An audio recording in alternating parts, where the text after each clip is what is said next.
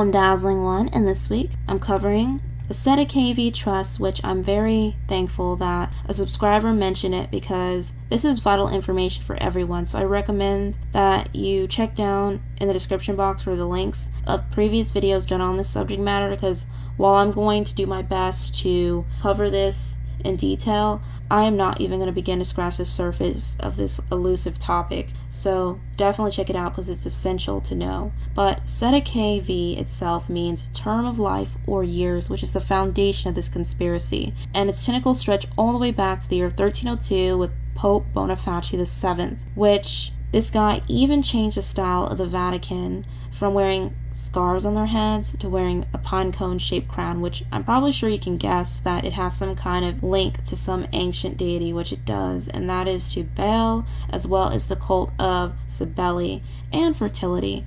Cybele was considered the mother goddess of nature worshipped throughout the Hellenistic world, which hence this is where we get the term Mother Nature.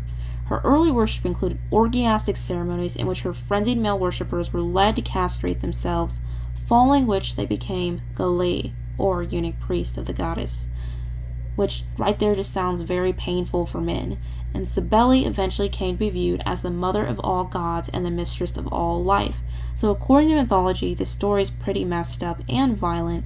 Cybele was in love with a shepherd by the name of Attis, but of course Attis wasn't faithful to her, so Cybele, as a form of revenge, drove him crazy, and because he was insane, he castrated himself, and this introduced death into the world. But of course, Cybele brought him back to life and also brought nature back to life, representative of rebirth. So as you can see, Boniface had some interesting ties to the occult already. But what gets even more interesting is when he gets into these trusts. So he wasn't the first to come up with the ideal because he was inspired by the Knights of Templar. And of course, the Knights of Templar were always entrusted with other people's possessions, and this is how they accumulated their wealth, becoming the bankers of today. And so he understood that the ideal behind a trust was we own you and we claim ownership over the land. And so his first step is when he established under the first crown Unum Sanctum. It was an express trust boiled down to control of all of Earth's properties, giving them a deed to it, except for a couple of square miles in London, in which the Knights of Templar own, as well as Washington, D.C. and the Vatican. Who would have guessed? So in 1455, there was the Testamentary Trust under Pope Nicholas V, or the real estate, and then there was 1481, the Attorney Regus Pope Sixtus Regus Crown Trust, which this one created when a child is born, being the sale of the birth certificate as a bond to the private central bank of the nation, depriving them of ownership of their flesh and condemning them to perpetual servitude as a Roman person or slave.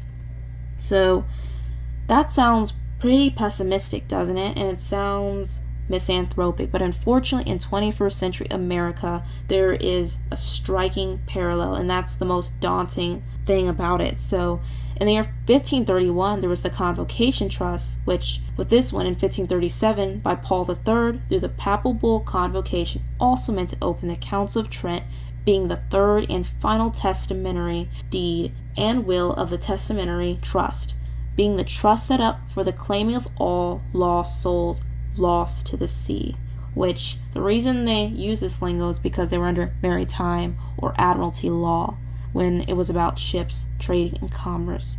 So another factor that plays into all of this is the crown was lost in 1815 due to the deliberate bankruptcy of England and granted to the Temple Bar, which became known as the Crown Bar, or simply the Crown. The Bar Association have been responsible ever since in administering the reaping of the souls of the lost and damned, including the registration and collection of baptismal certificates representing the souls collected by the Vatican and stored in its vaults. So clearly with this Cestui Que Vie, you can see that there is a linkage to the representation of souls. All of what Boniface started all the way down comprise the Cestui Que Vie trusts, which are controlled by the Vatican, which can be boiled down to Roman sorcery. This allowed constructive trusts to be created, which demand you retire at the age of 70, well, by the age of 70, because you're not expected to live that much longer. And the first version was enacted under Henry VIII of England in Parliament in the year 1540, which brought about a great deal of corruption. In 1666, so right there, triple sixes, mark of the beast, Cestui Que Vie Act or Proof of Life Act was established by Westminster and the ruling classes.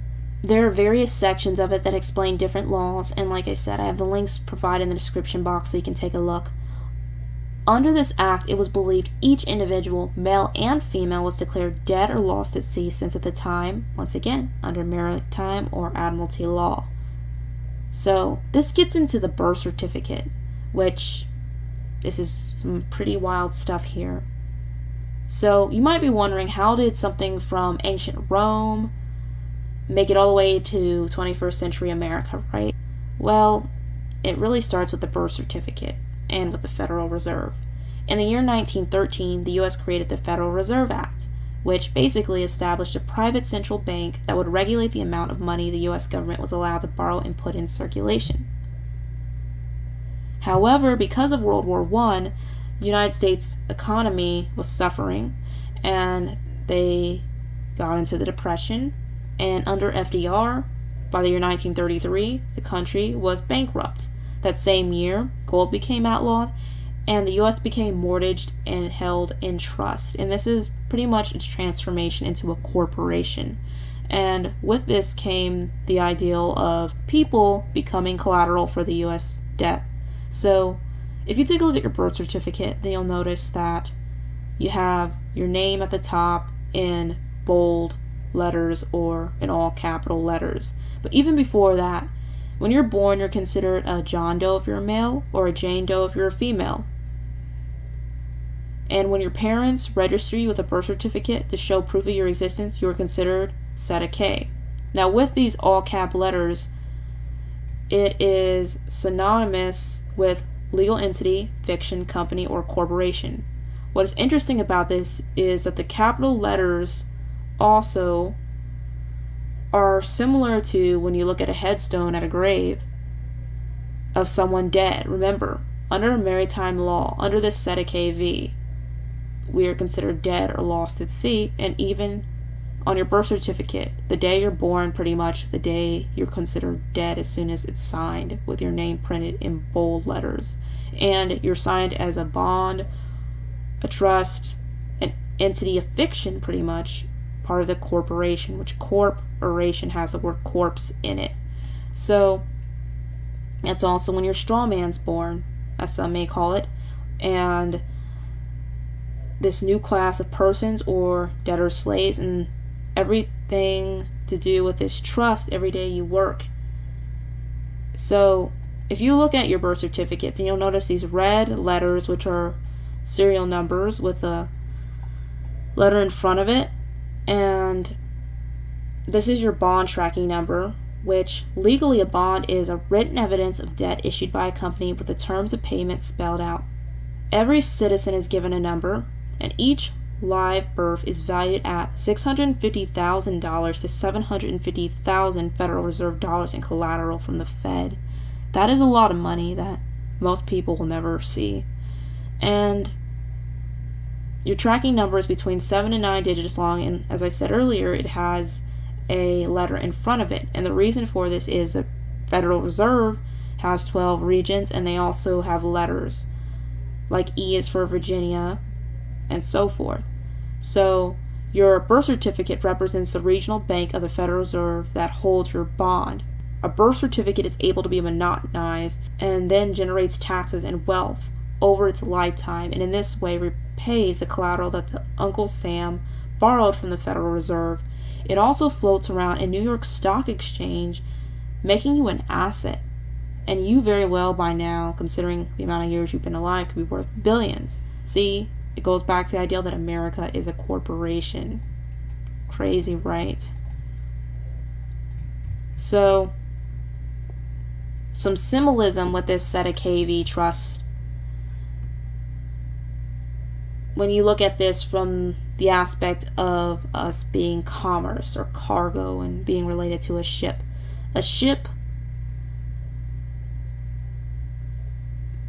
sails the waters and it reaches the dock where it has to register, right? Because it has commerce.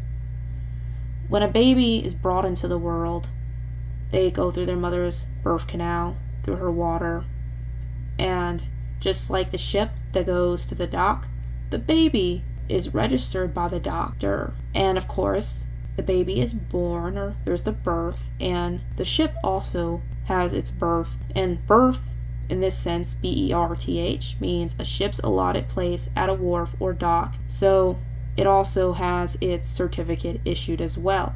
So it's interesting that there's this relation to maritime law, a ship, us being commerce and being registered, and a ship moves by a current just as we are able to move by currency. Another way to put this is many people are empty vessels floating on the sea of commerce. It's crazy, isn't it? So when you look at it from the aspect of court, it gets even more complicated. So we are under UCC law, or Uniform Commercial Code.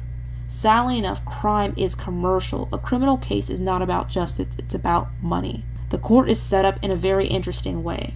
It's representative of a religious gathering. The court uses Latin. The Roman Empire ruled the Vatican using Latin. Witches and sorcerers also use Latin. What is interesting about this and tying courts in is that judges wear long black robes. When you look at satanic masses, you see long black robes, but also it's representative of the Saturn death cult.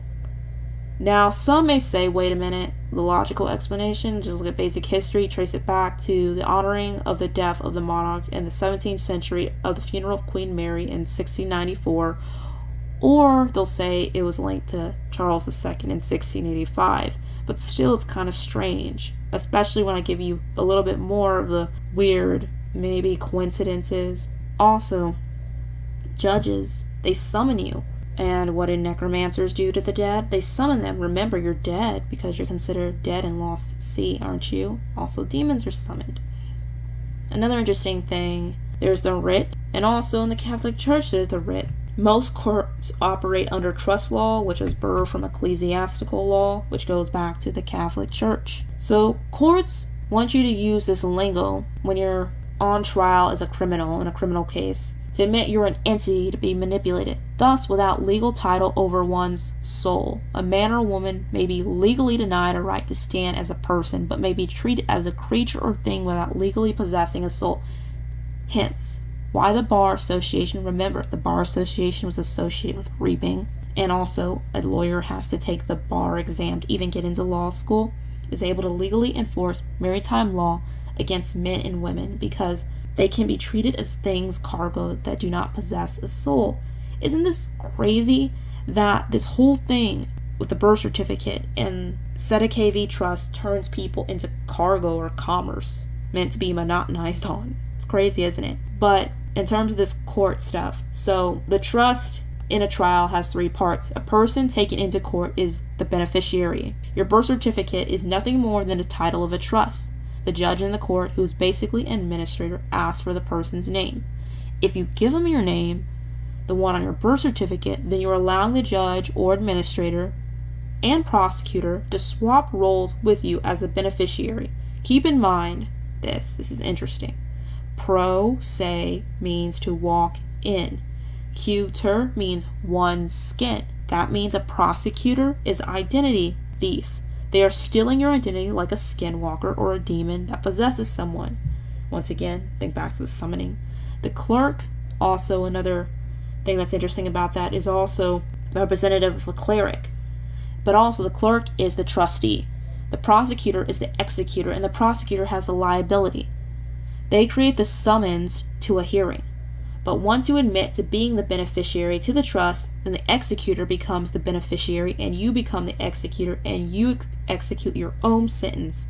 If you don't identify with the trust, then the executor has to pay as they have bought the proceeding to claim. So what's sad about this is that there are people who claim, now it's not sad that they claim this, but they claim that there are ways to get around a criminal trial if you understand the Cestui Que Vie trust rules and everything.